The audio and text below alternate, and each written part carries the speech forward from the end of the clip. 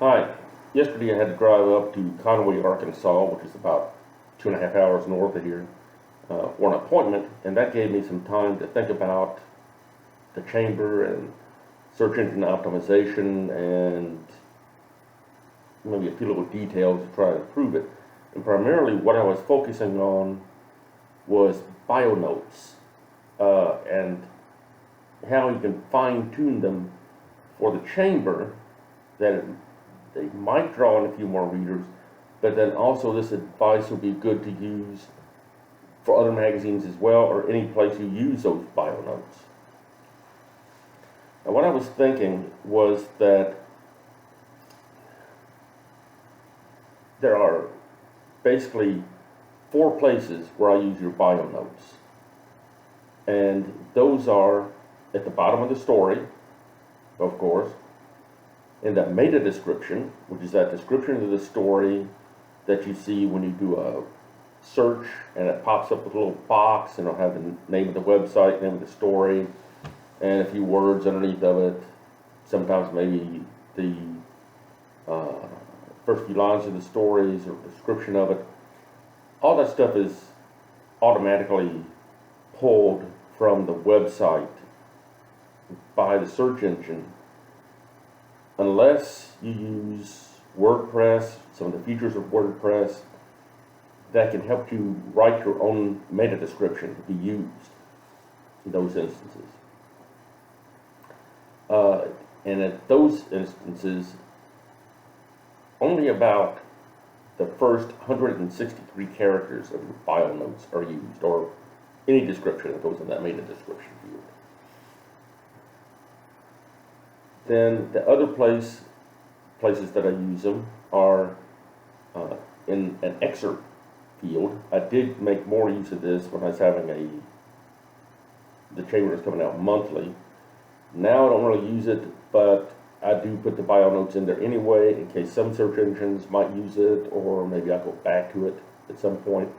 This will be the little field, like if you're looking at the chamber and you see a little photo, the featured image of your story there, and below it will be the title, and maybe below that will be maybe the first few lines or a little description.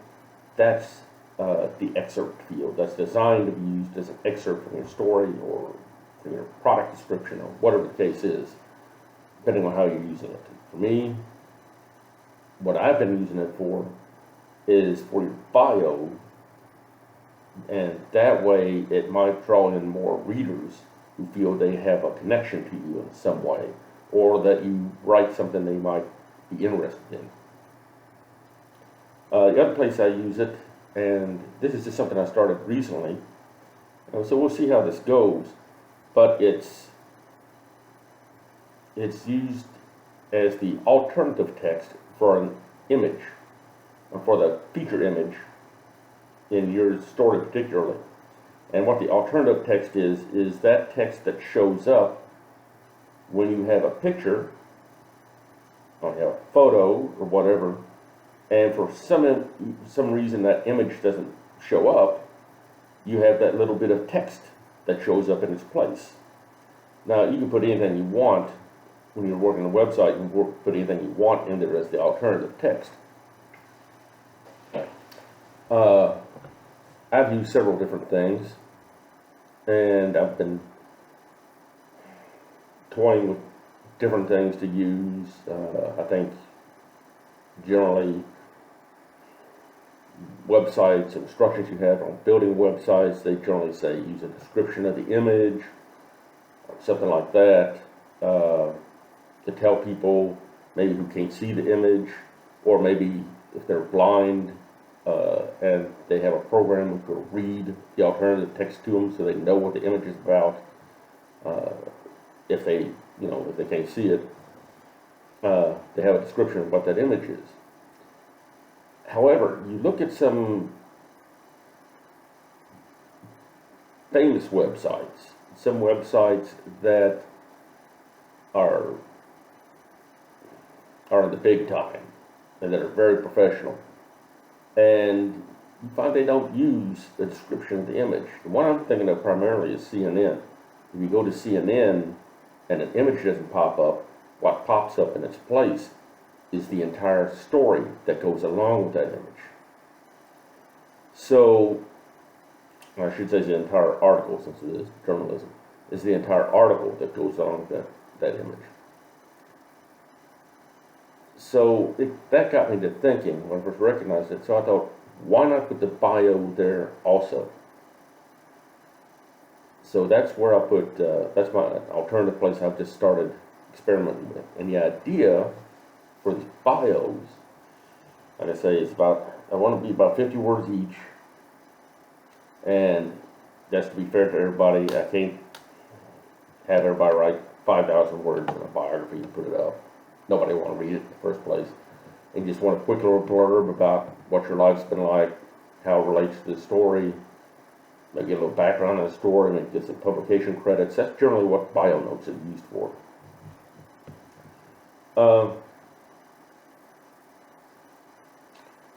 What I see them, how I see them best being used, literary magazine like the Chamber, is they give you some background on the author.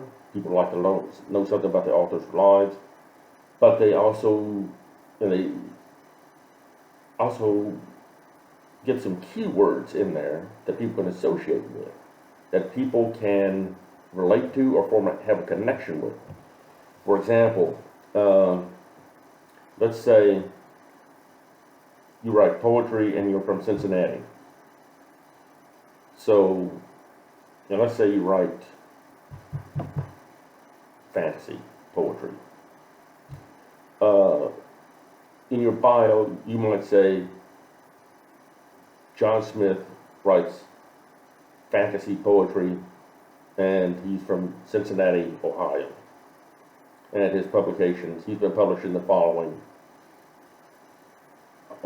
journals. When somebody reads that, then they might think, oh, well, I'm from Cincinnati. I might want to read that. Maybe I know the guy. But also, you think, if someone is doing a search related to that, those keywords in that bio notes may pop up and put that story, put that poem, or those bio notes in somebody's search results, which draws more readers to that site, potentially. So somebody could be doing a search on poets from Cincinnati, your name pops up in their search results. So that gets you maybe more readers, more viewers. So those bio notes are very useful for the keywords they contain. Now, here's the thing about meta descriptions. All the other fields, whether it's the alternative text, or whether it's the excerpt, or whether it's the little section down at the end of the story or at the end of the poem, can essentially be infinite if you really wanted to. There's no limit on how many words they can be, or how many characters. I do ask you keep them to 50, I'll say that once again, or more or less, that's kind of a soft limit. I don't mind if it's a few more, I don't mind if it's a few less. Somewhere in the neighborhood of 50, something reasonable. But the meta description, as I understand it, most search engines, most programs, limit the meta descriptions to about 163 characters. That might be a little more or less depending on the search engine.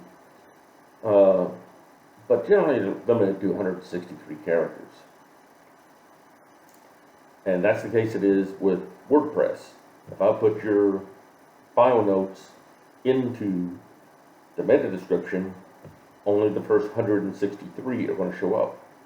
So that's, I don't know if the search engines will see the remainder in that meta description field, the things that are not visible, but it will see the first 163.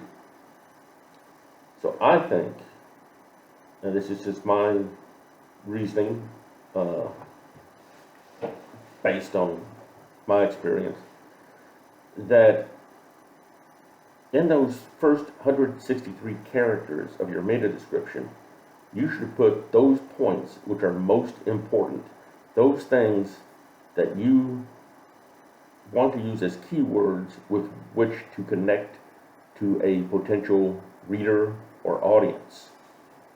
So obviously the first thing that's going to go in is your name.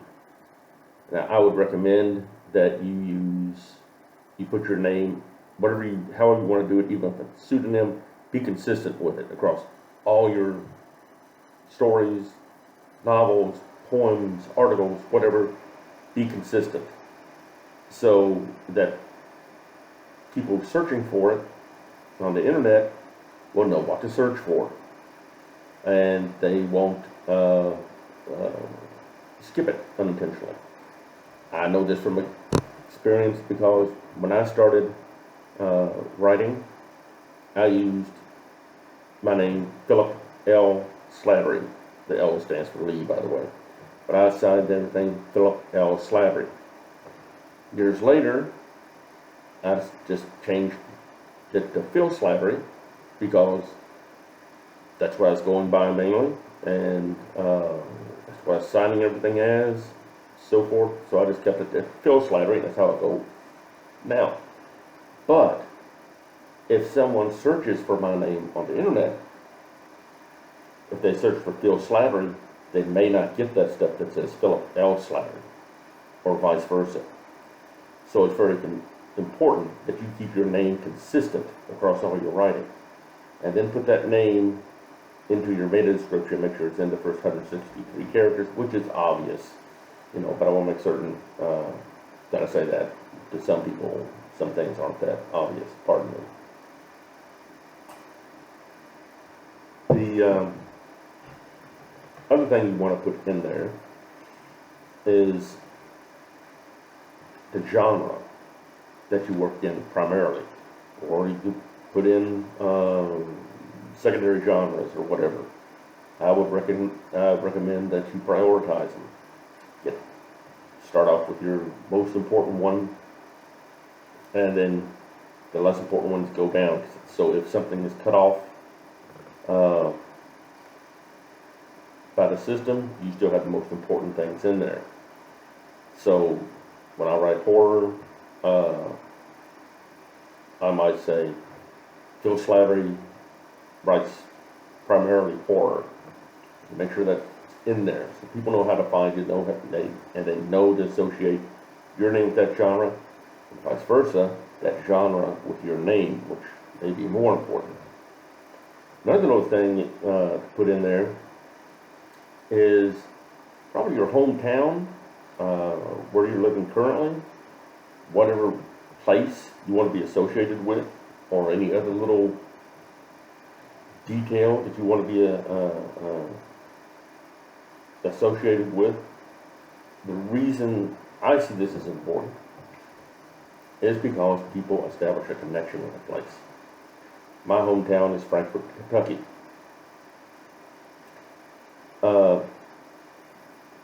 People who are from Frankfort, they'll see that I'm from Frankfort, and they'll want to know more about me, maybe they'll read stuff.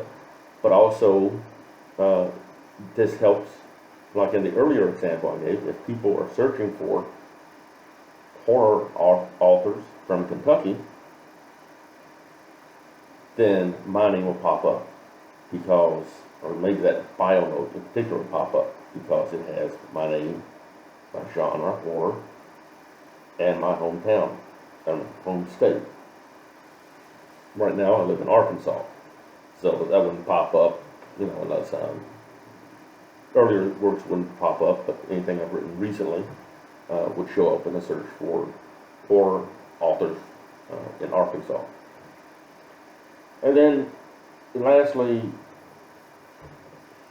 put in any other labels that you want to be associated with. Now, modern society is a society of labels. We label everything. We give everything a name. All the these little things. We categorize everybody with you know, what's their sexuality? What kind of personality type do they have? What kind of, what religion are they? What race are they? What ethnicity? What religious denomination? There are just thousands and actually millions probably of labels which can be associated with any one person. So you want to take those labels, the main ones you want to be associated with, and put them in those 163 characters, if you can. That way, people doing a search can, on anything, can find you quickly. And if they have your name pop up in the search results, they can just glance down the page, and boom, those labels will pop out at them, and they'll see them, and maybe read your story, maybe get to know you a little better. Anyway, that's just the thoughts I had for tonight, and that's all I really want to say. So, take care, and I will see you some other time. The mood moves me to create another video. So, have a good night.